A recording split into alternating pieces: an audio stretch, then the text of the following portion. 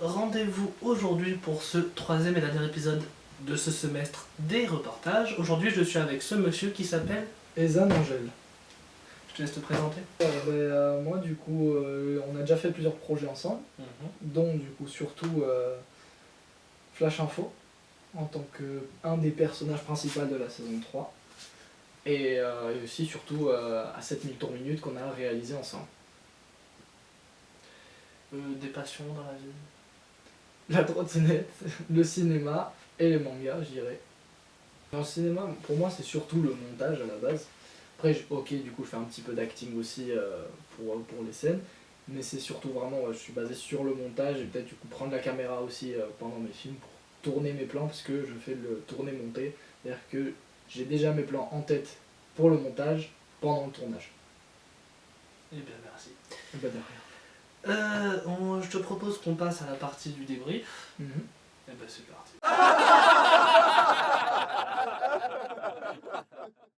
Aujourd'hui, dans le débrief, du coup, on va parler principalement de deux projets. Donc, plutôt du point de vue d'acteur sur Flash Info. Ouais. Et on va aussi beaucoup parler du court-métrage qu'on a fait un peu commun. 7000 tours minutes, ouais. À 7000 tours minutes. Là, il y en aura des trucs à dire. Je te propose qu'on commence par Flash Info. Alors, Flash Info, déjà, rappelle-nous qui tu joues.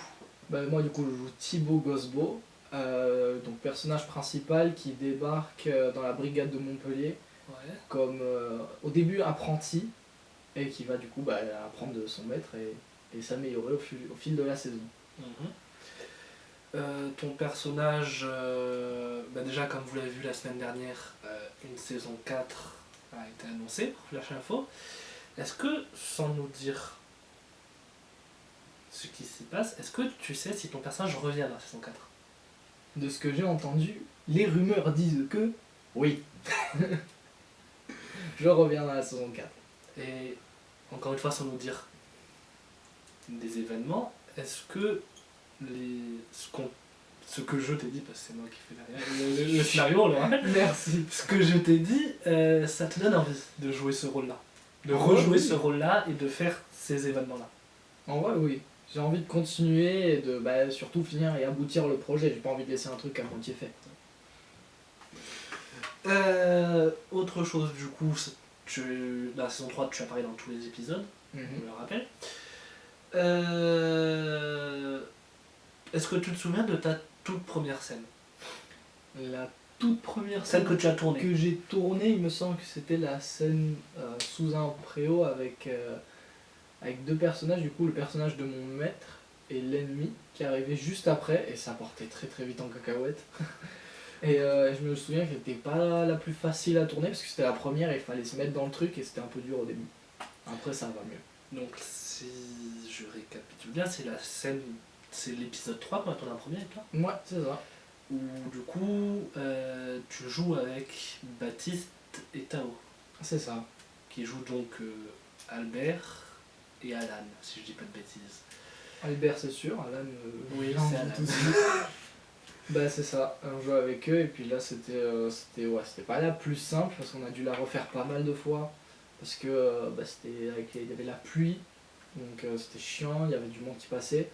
On n'arrivait pas à bien faire nos phrases, mais on s'en est sorti quand même au bout de quelques essais, donc ça va. Juste pour terminer avec cette scène, on rappelle quand même que, et ça c'est entre guillemets je dirais pas une coutume dans Flash Info, mais presque, c'est que avant de tourner dans la série, la plupart des acteurs ne se connaissaient pas vraiment, genre ils se connaissaient vite fait, mais ils étaient pas potes. On est d'accord que toi avec Baptiste et Tao, avant de tourner dans la série, vous côtoyiez pas. Je les connaissais vite fait, mais sans plus. Vraiment, c'était presque plus de vue qu'autre chose. Après, oui, on a discuté un petit peu plus, surtout avec Baptiste, parce que toi, je le connaissais un petit peu mieux déjà. Avec Baptiste, on a plus parlé pendant les tournages qu'avant. Une scène mémorable que tu as aimé tourner, est-ce que tu en as une ? Ouais. La scène finale. Les scènes finales, en fait, tout l'épisode final, c'était relativement ce que j'ai préféré tourner. Après c'était je pense surtout parce que l'histoire me paraissait plus fun et qu'il y avait peut-être un peu plus de En tant que jeu d'acteur, fallait que je travaille un petit peu plus. C'était moins évident, du coup un peu plus défi, et j'aimais bien ça, faire ça. Est-ce que ça te dit qu'on revoit la scène de découverte, je dirais, du papillon? Pourquoi pas? Allez. Et de savoir enfin qui est ce papillon.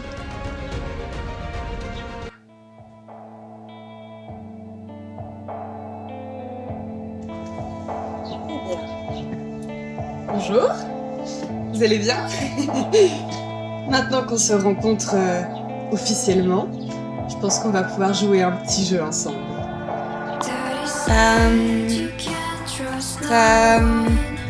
Ram, piqué, collé, c'est toi!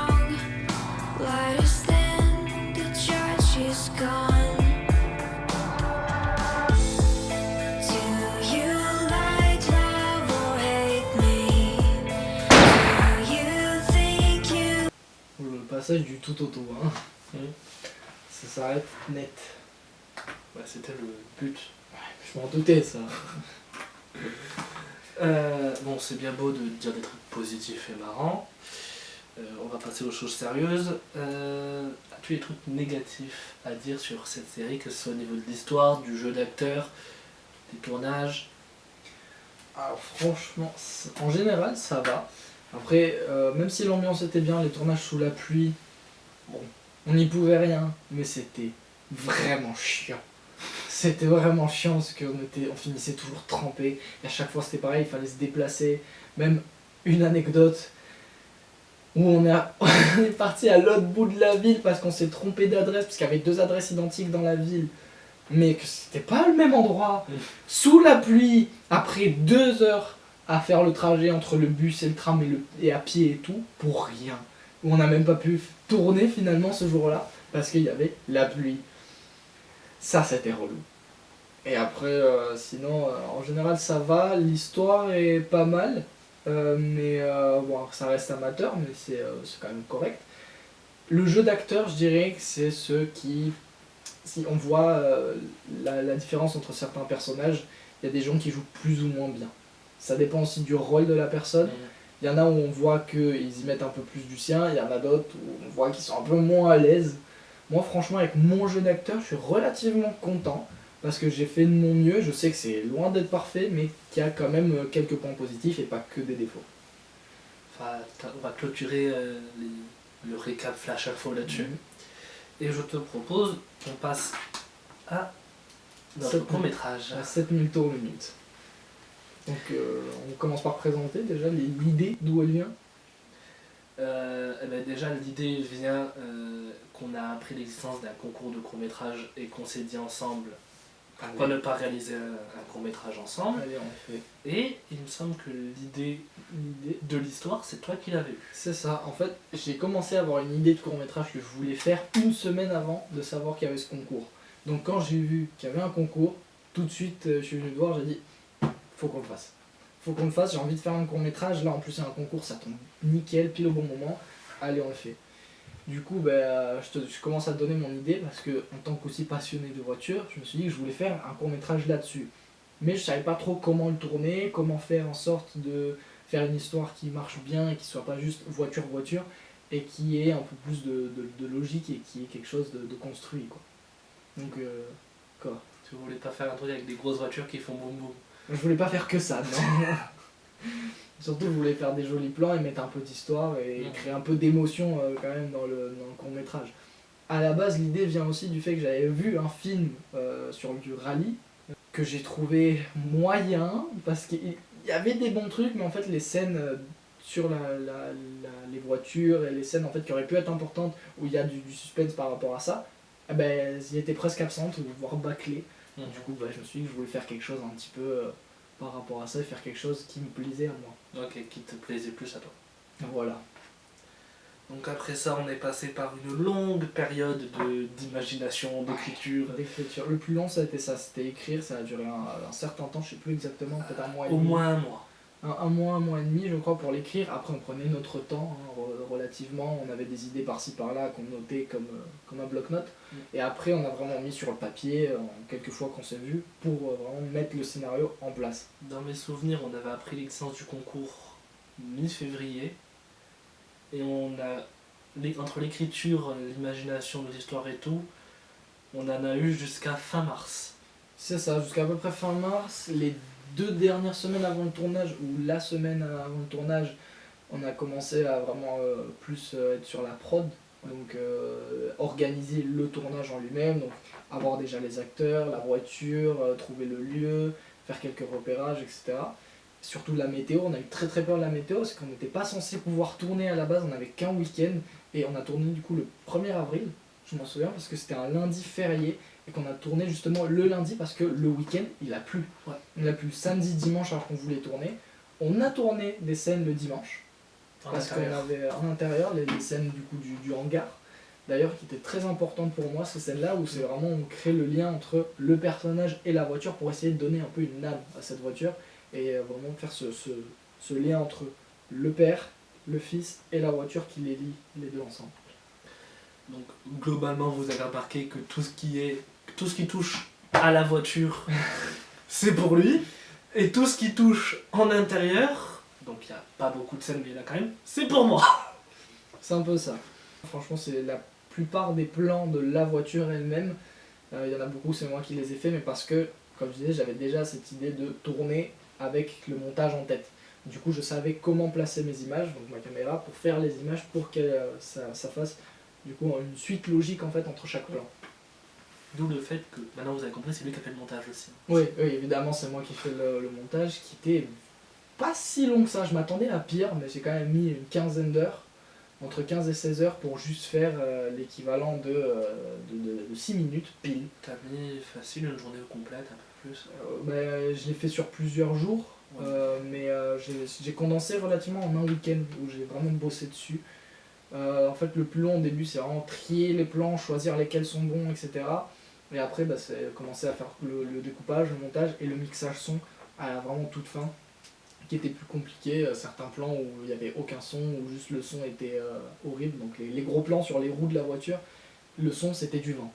Donc je suis obligé d'enlever le son, rajouter un son qui vient d'un autre moment, qu'on a tourné exprès pour ça. C'était marrant. C'était marrant. On a fait dans le gravier. On a fait dans le gravier avec le micro collé au pot d'échappement pour faire le bruit. Et même les plans à l'intérieur de voiture, fallait essayer de les stabiliser, fallait jouer un peu sur la colorimétrie. Pourquoi tu rigoles? Est-ce que tu m'as rappelé le micro? Ah oui. L'anecdote du micro. On avait des micro-cravates et on s'est dit, si on met un micro-cravate pendant qu'on roule Sur l'aileron. sur l'aileron, du coup, qui serait juste à côté le plus proche en fait possible qu'on avait du pot d'échappement, et sans faire exprès, il y a quelqu'un qui a appuyé sur le bouton de rétracter l'aileron. Sauf que quand il a redéployé l'aileron, il n'y avait plus le micro. On a perdu le micro dans une Porsche, et puis finalement, il a fini par ressortir. Mais entre le moment où on l'a perdu et le moment où il est ressorti, on a réussi à se reconnecter au micro. C'était marrant le son. Ah, c'était n'importe quoi. Ah, le micro est mort. On l'a vu partir, mais on l'a jamais retrouvé. Ouais, non, on l'a vu. On s'est dit ciao, bye bye. C'est très bien comme ça. Il était foutu le micro, mais voilà. On a perdu un micro dans une Porsche quand même. De mon point de vue, la scène la plus marrante à tourner, c'est quand on était dans le coffre. Ouais, celle-là elle était marrante. Elle était vraiment marrante. Parce que du coup, il y a un des plans, c'est où on suit. Enfin, Nous, on est dans une première voiture et la Porsche nous suit. qu'on avait le travelling arrière, où on regardait l'avant de la voiture, on voyait pour qu'on voit le père et le petit dans la voiture ensemble, et du coup pour suivre cette voiture, on a pris ma voiture, quelqu'un d'autre qui conduisait, moi j'étais dans le coffre, comme ça, avec la caméra, en train d'essayer de les suivre, sauf que ça bouge énormément, du coup c'était très dur de faire un plan stable, et on allait vraiment doucement pour éviter, pour des questions de sécurité, et même pour que justement ça trempe pas trop. Il y avait des voitures qui nous doublaient, on était obligé de se mettre en warning, les gens qui nous doublaient nous regardaient de travers, mais finalement on a quand même réussi à faire ce plan. Plan qui est resté au montage du coup, la version finale. Et en tout, on a mis de l'idée à la projection, il s'est passé un peu plus de 2 mois et demi, je pense. si tu comptes la projection, oui, le temps qu'on rende le projet et qu'ils le choisissent. Mais entre le moment où l'idée apparaît et le projet est fini, donc on a le fichier final, je crois qu'il s'est passé 1 mois et demi. 1 mois et demi, 2 max. Ouais, je pense deux. Je crois que on avait fini pour le... Je crois que T'as c'était fini 14 mi-avril. avril, 11 ou 14 avril, c'était la date finale. Et on avait commencé mi-janvier. donc, Non, mais février. mi-février, pardon. Ce qui fait, ouais, 1 mois et demi, 2 mois. Il était projeté dans un des plus vieux cinémas de Montpellier, si je dis pas de Et bêtises. de France. Et de France. Il me semble même que c'est le cinéma le plus vieux de France. Restauré, évidemment. Je me risquerais pas à dire ça tant que je suis Mais pas sûr. il me mais- semble qu'ils avaient dit ça. Après, non, en tous les cas, c'est le plus vieux de Montpellier. Ouais. Ça, c'est sûr. Mais vous, du coup, vous l'avez sûrement vu mi-juillet quand il est sorti sur la chaîne. Avec du coup le montage fait et la musique. Parce qu'il y a 2 versions. Du coup, il y a la version faite avec la musique du Namu, qui nous a bien rendu La service. musique d'Isia, donc je vous mettrai le lien de son Insta en dessous parce qu'elle fait quelques petites musiques cool. Franchement, elle nous a bien aidé. C'est elle qui nous a fait du coup la musique parce que pour question de droit d'auteur, on pouvait pas choisir n'importe lesquels. Du coup, pour conclure sur ce projet, franchement, je suis très très fier de l'avoir réalisé en entier, surtout à tes côtés. On Moi aussi. a réussi à vraiment se compléter pour comment faire le film. Et le résultat final, dont on est vraiment vraiment fier.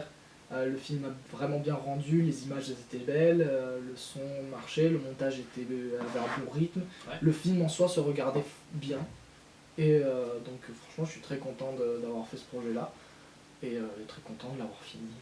Et apparemment, vous l'avez pas mal apprécié parce qu'il y a quand même plus de 200 vues Non, ça va, ça avance bien.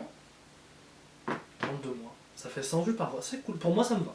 Moi, ça me va aussi très bien, ça fait quand même du monde qui a regardé notre court-métrage. Moi, je suis très content. Et oui. Ouais, c'était comme voir une idée qui arrive de nulle part, qui finit par se réaliser en fait. Vraiment, ce que je voulais faire a été fait. Et on l'a fait à 2, et puis ça a super bien marché. Donc franchement, je peux pas être plus content en fait. Ça fait plaisir. Ouais, On vraiment. arrive au bout d'un projet. Ouais, quand on arrive au bout, tu le vois fini.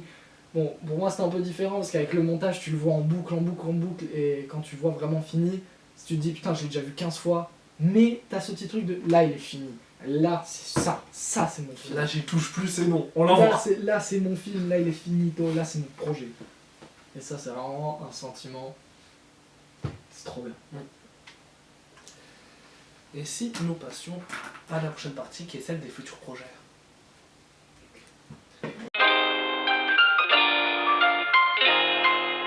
Donc les futurs projets. Je vais du coup vite fait vous remettre la frise au-dessus de nous sûrement. Au niveau du montage, elle sera là, au-dessus de nous.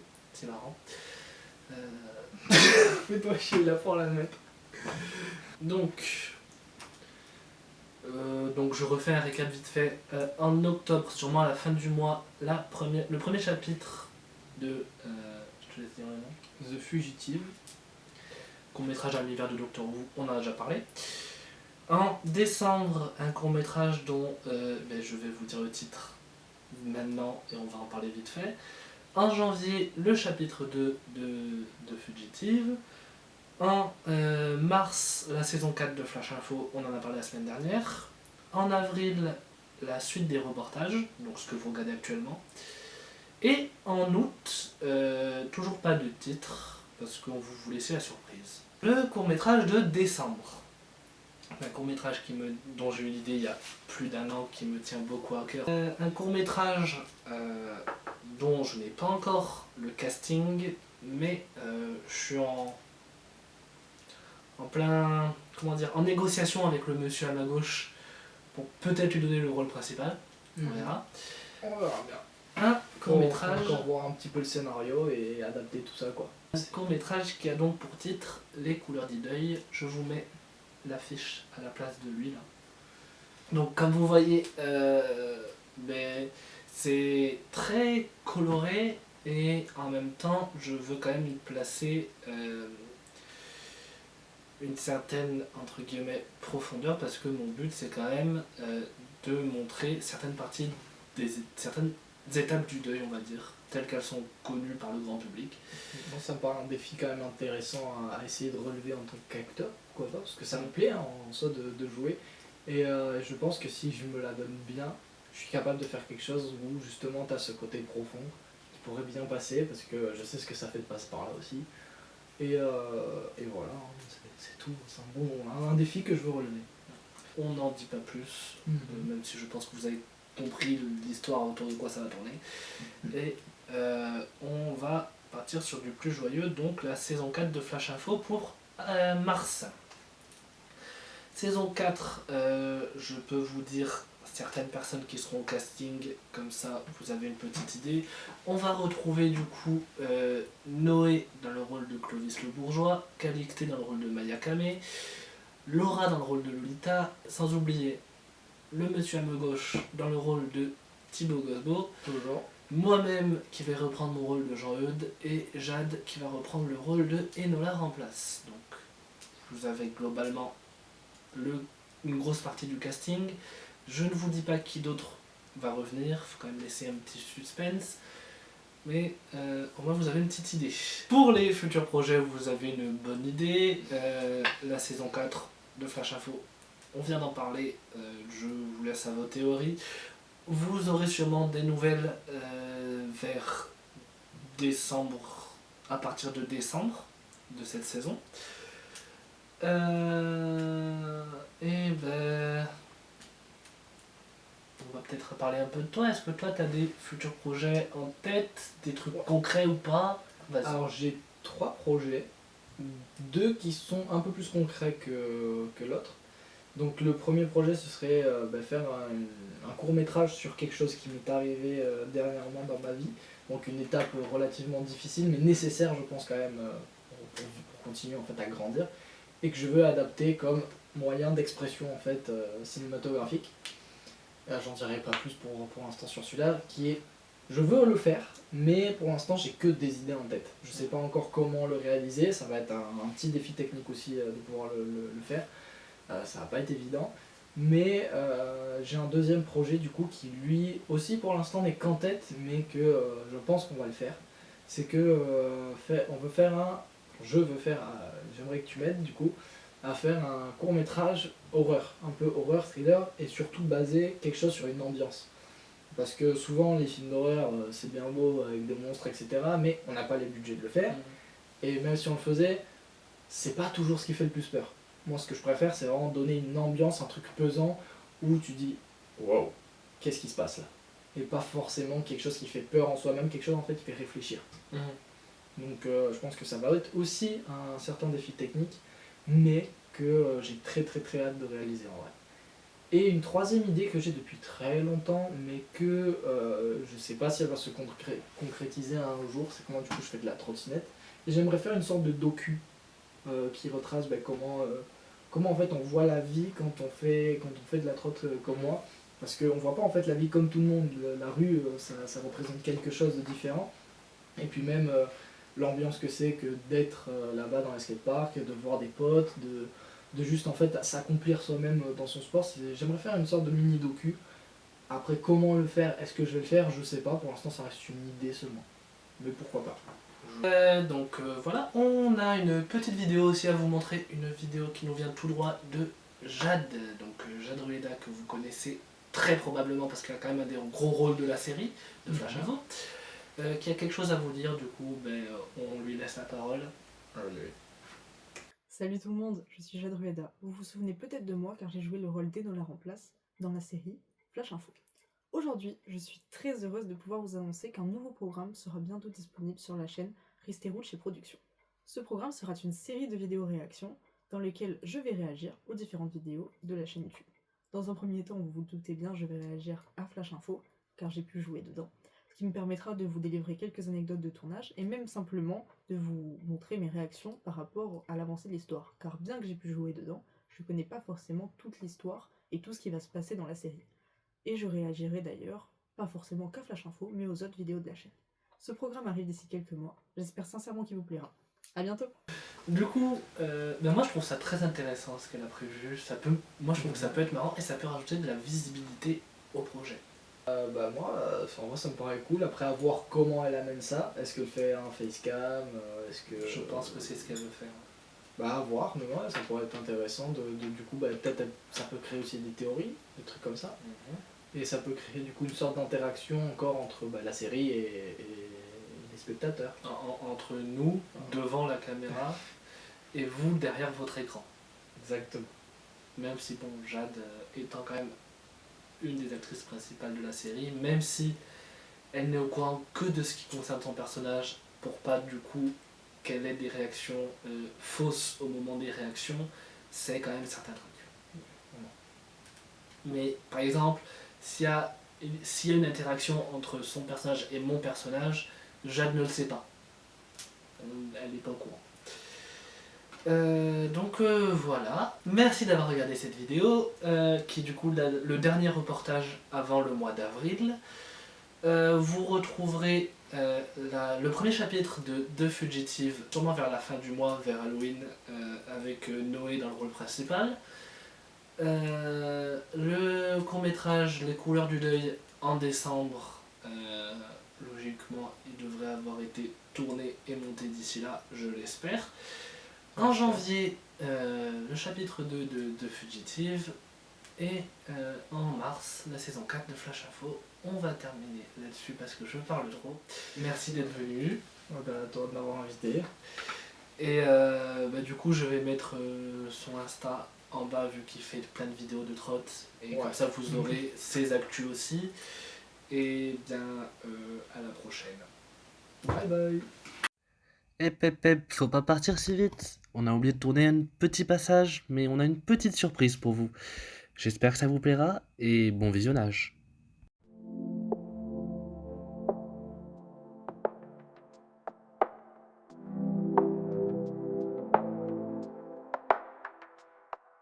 Bonjour tout le monde, aujourd'hui on se retrouve sur la film de Moreau Twins, on va faire de l'urbex dans une maison abandonnée.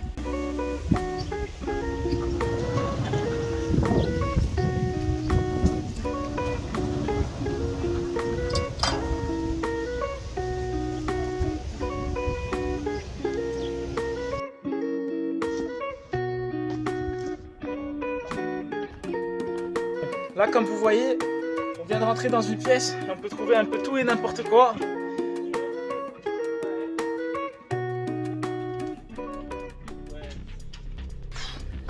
Ouais, ça ressemble un peu à ça, hein. Ouais. Attends, c'est quoi ça? Quoi? Il y a quelqu'un derrière. Ouais, j'entends. Non, regarde ta caméra, viens vite. Ouais, attends.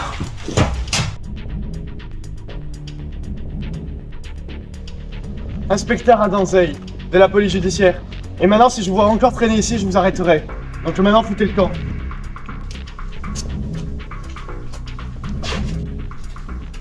Wow!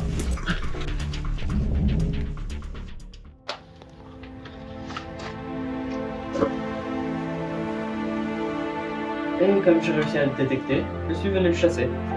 Problème de rien. Merde. Quoi? On devrait partir. Qu'est-ce qu'il y a?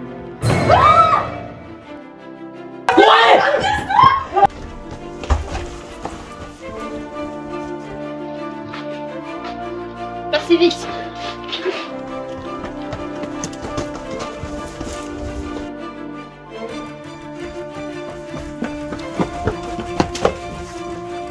Au revoir, Miguel.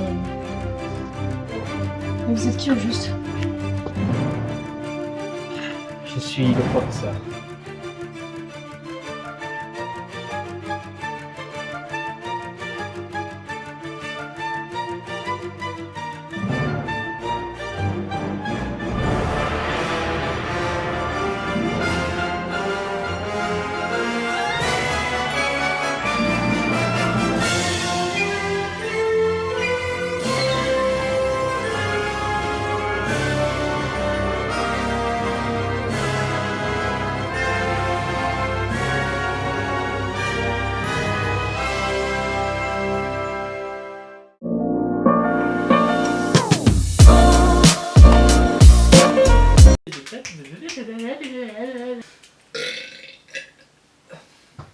Oh, je vais tellement le laisser à la fin de la vidéo.